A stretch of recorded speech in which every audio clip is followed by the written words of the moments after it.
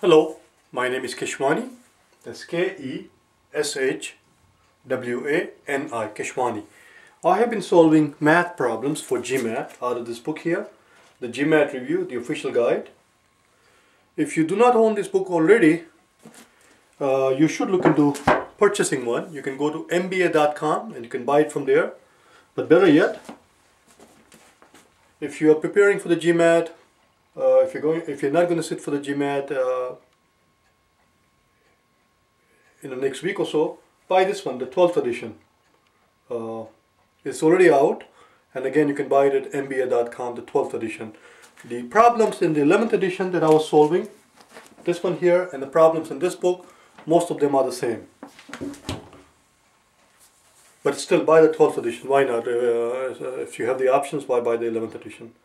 The problem that I'm about to solve is the one that you will find on page number 184, problem solving number 230.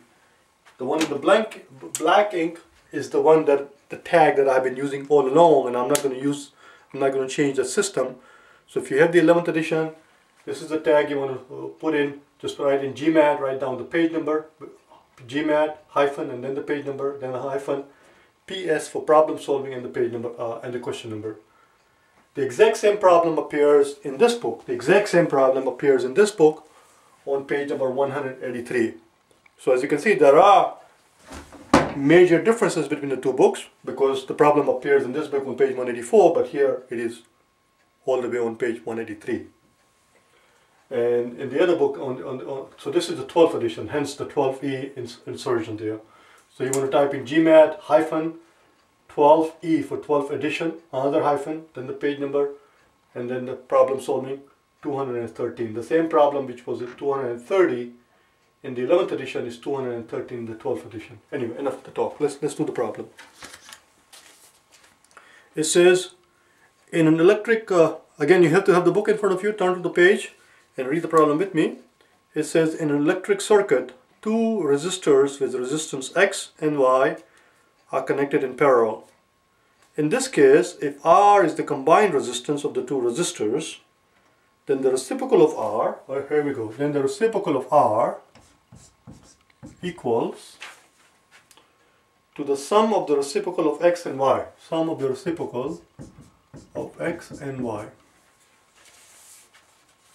The question simply is, what is R in terms of X and Y?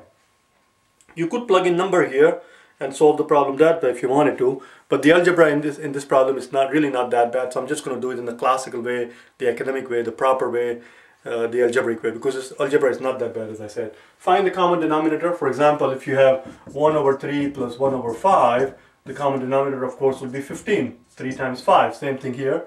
The common denominator is going to be x times y. X times y. And x times y goes into xy times. So just like here, 3 times 5 goes into 5 times. And then x times y goes into y x times. So that's your 1 over r.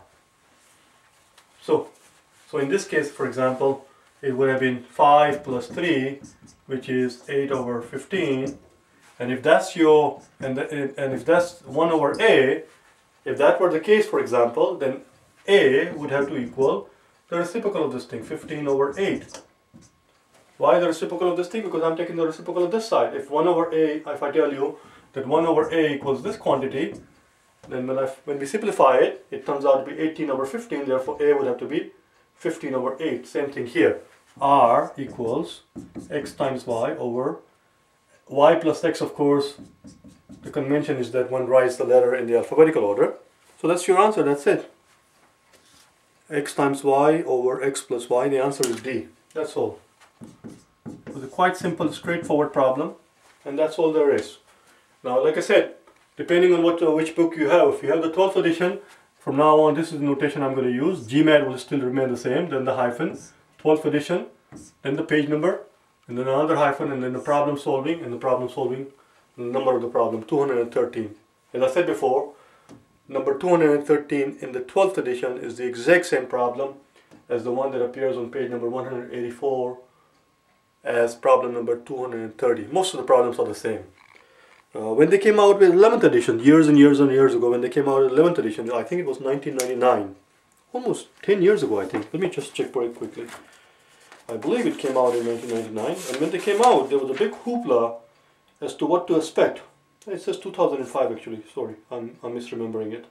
Must be the one before that came out in 1999. But anyway, when this thing came out, there was a big hoopla as to how many new questions we're going to get, and the changes that were made were mostly superficial between the 11th edition and the 10th edition.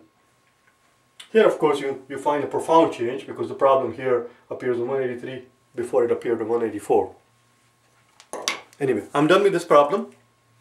If you wish to get hold of me to buy my DVDs to the solutions to all the problems in either of those books, or if you wish to hire me for personal private tutoring, or if you want to buy the solution manual, in any of these cases, if you need to communicate with me, go to my website at www.for4gmat.com and send me an email. Alright? Thank you.